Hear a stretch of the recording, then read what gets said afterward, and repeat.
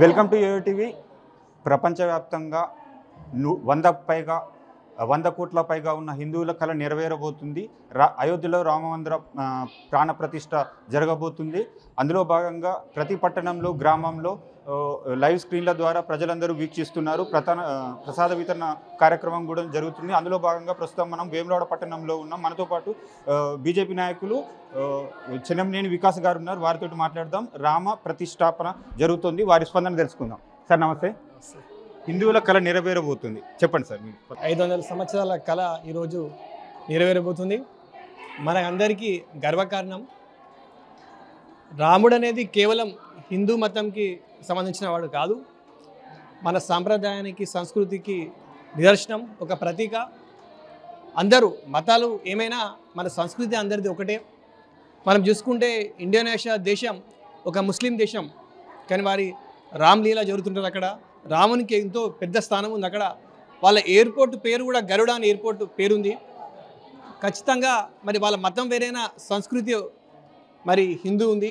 ఖచ్చితంగా మన భారతీయ జనతా, మన ఇది భారతదేశం 1000 సంవత్సరాల చరిత్ర, మన సంస్కృతి సాంప్రదాయాలు దీన్ని గౌరవించి మన అందరం ఈరోజు రామ మందిర నిర్మాణాన్ని మన అందరం జరుపుకుంటున్నాము.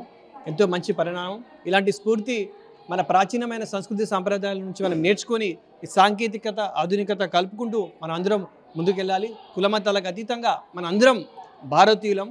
మనందరి సంస్కృతి ఒకటి, అది భారతీయ సంస్కృతి అని అందరం మనం భావించి మనందరం కలిసి రాముని జీవితం నుంచి, రామాయణం నుంచి ఎన్నో విలువలు మనం నేర్చుకోవచ్చు. ఈరోజు చూసుకుంటే మరి ఈ కార్యక్రమం ఉందని చెప్పి ప్రజలు మరి మొబైల్ పక్కన పెట్టి అందరూ మందిరం వైపు చూస్తున్నారంటే ఒక మార్పు వచ్చింది. ఇలాంటి మార్పు కోసం నైతిక విలువలు ఇవాళ రేపు మద్యానికి బానిసవుతున్న యువకులు మరి దాని గురించి ఆలోచన చేసి మన అందరము రాముడి నుంచి మనం ఎన్నో విషయాలు నేర్చుకోవచ్చు. నైతిక విలువలు కావచ్చు, మంచి రాజు అంటే ఎలా ఉండాలి, రామో విగ్రహాన్ ధర్మం అని అన్నారు. ఎందుకంటే ధర్మం మూర్తిభవిస్తే రాముడిలా ఉంటాడని చెప్పడం జరిగింది.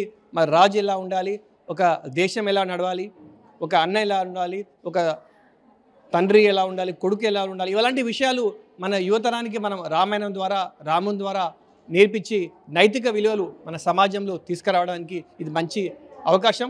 అందరం మనం మళ్ళొకసారి గర్వంగా మనందరం భారతీయులుగా మన సంస్కృతి సాంప్రదాయాలకు పెద్దపీట వేసి రాబోయే రోజుల్లో మన దేశాన్ని విశ్వగురుగా చేయాలని మనం కోరుకుంటూ, మరి రాముని కోసం అద్వానీ గారు రథయాత్ర ప్రారంభించిండు. ఈరోజు నరేంద్ర మోడీ గారు రామమందిరం నిర్మాణం చేసి భారతదేశాన్ని జైత్రయాత్రలో నడిపిస్తున్నారు. రాబోయే 2047లో భారతదేశాన్ని ఒక అభివృద్ధి చెందిన దేశానికి మారాలని వారి సంకల్పం.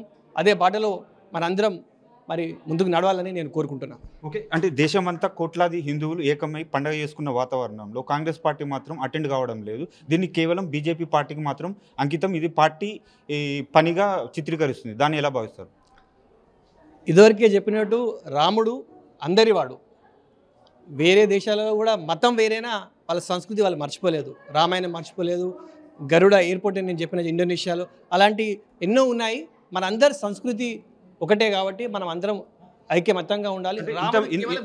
ఇంతమంది పీఠాధిపతులు ఉండగా కేవలం ప్రధాని మోదీ గారి చేతుల మీద ప్రాణ ప్రతిష్ఠ చేయడం ఏంటి అని వాళ్ళు డైరెక్ట్గా క్వశ్చన్ వేస్తున్నారు. అవన్నీ పక్కన పెట్టాలి. ఈ ఒక్కరోజు మన అందరం ఒకటే అని, భారతీయులమని, మన సంస్కృతి 1000 సంవత్సరాల చరిత్ర, సంస్కృతి సాంప్రదాయాలు, మనం మతాలు కులాలు పక్కకు పెట్టి మనందరం ఒకటే అని మంచి భావంతో, సోదర భావంతో, సమతా భావంతో, మమతా భావంతో, ఒక గౌతమ బుద్ధుడు చెప్పినట్టు ఒక మైత్రి, ఈరోజు ఆ మైత్రి భావనతో మనం ముందుకెళ్ళాలి. అన్ని మతాలను గౌరవించాలి. అందరి కలిసి కట్టుగా మనం ముందుకెళ్ళాలి. అదే స్ఫూర్తితో మనం ముందుకెళ్ళాలి. ఇవన్నీ చిన్న చిన్న విషయాలు ఉంటాయి, మనం పక్కన పెట్టి వాటి జోలికి వెళ్ళకుండా మంచి ఈరోజు పాజిటివ్ స్పిరిట్తోని మనం ముందుకు వెళ్తేనే మన దేశం విశ్వగురుగా మారబోతుందని ఈ సందర్భంగా నేను తెలియజేస్తున్నాను. Okay, thank you.